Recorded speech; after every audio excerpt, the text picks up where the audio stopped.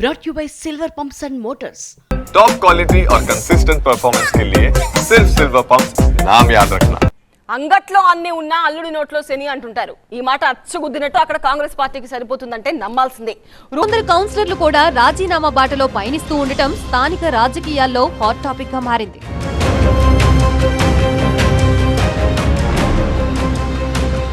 ఇక్కడ ఎమ్మెల్యే జయనాగేశ్వర్ రెడ్డి తీరుతో తెలుగు యువత నేతలు, టీఎన్ఎస్ఎఫ్ నేతలు సహా మాజీలు సైతం ఆయన్ని కలిసేందుకు ఇష్టపడ్డం లేదట. దీనికి బలమైన కారణాలు లేకపోలేదు. లోకల్ గా పార్టీ బాధ్యతలన్నీ తన సహాయకుడు శేఖర్ కి అప్పగించిన ఎమ్మెల్యే కార్యకర్తలకి, నేతలకి అందుబాటులో లేకుండా పోయారట.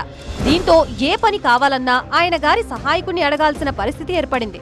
ఒకవేళ టైం దొరికి ఎవరైనా ఎమ్మెల్యే దగ్గరికి వెళ్లి తన సహాయకుడిని కలవాలంటూ ఉచిత సలహా ఇస్తున్నారట. ఇంతకు ముందు ఎన్నడూ పార్టీ కోసం పనిచేయని ఓ వ్యక్తికి ఇంతటి కీలక బాధ్యతలు అప్పగించడం పట్ల లోకల్ తెలుగు తమ్ముళ్లంతా ఆగ్రహంతో ఉన్నారట.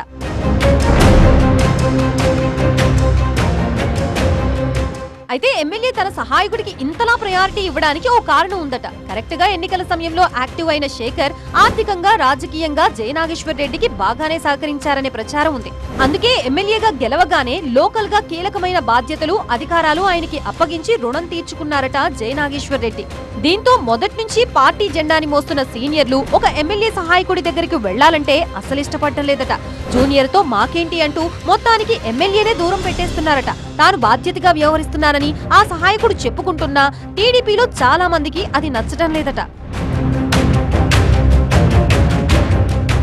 ఇక్కడి గొడవలకు స్వతహాగా ఎమ్మెల్యే వైఖరి కూడా కారణంగా కనిపిస్తోంది. పార్టీని గతంలో ఇబ్బంది పెట్టిన వైసీపీ కౌన్సిలర్లని ఎమ్మెల్యే పార్టీలోకి చేర్చుకోవడమే చిచ్చుపెట్టింది.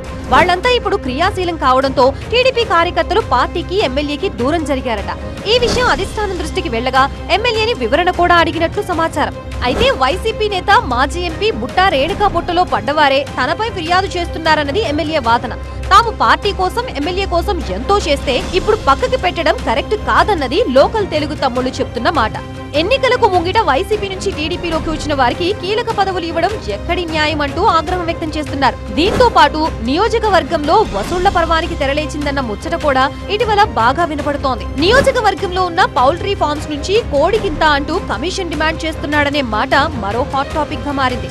ఎవరైనా పనులు అడిగితే సాధ్యమయ్యే వాటిని సత్వరమే పూర్తి చేస్తున్నామని, కుదరని వాటి విషయంలోనే విభేదాలు చెలరేగుతున్నాయని ఎమ్మెల్యే చెప్తున్నారు. కావాలనే తనపై కొందరు విష ప్రచారం చేస్తున్నారంటూ తనపై ఆరోపణల్ని కొట్టిపారేస్తున్నారు.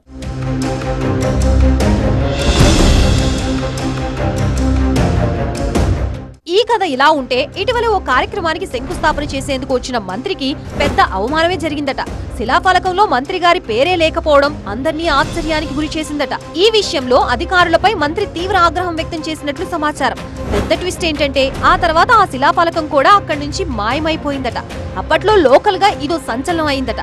మంత్రి గారి పేరు లేకుండా చేసిందెవరు అన్నదే చర్చనీయాంశమైందట. ఇలా అధికార కూటమిలో వరుస అలజడులు, ఎమ్మిగనూరులో అసలేం జరుగుతోందనే చర్చకి తావిస్తున్నాయి. మరి ఇవన్నీ హైకమాండ్ గమనిస్తోందా, చర్యలేమైనా తీసుకుంటుందా అన్నదే ఇప్పుడు పొలిటికల్ సస్పెన్స్.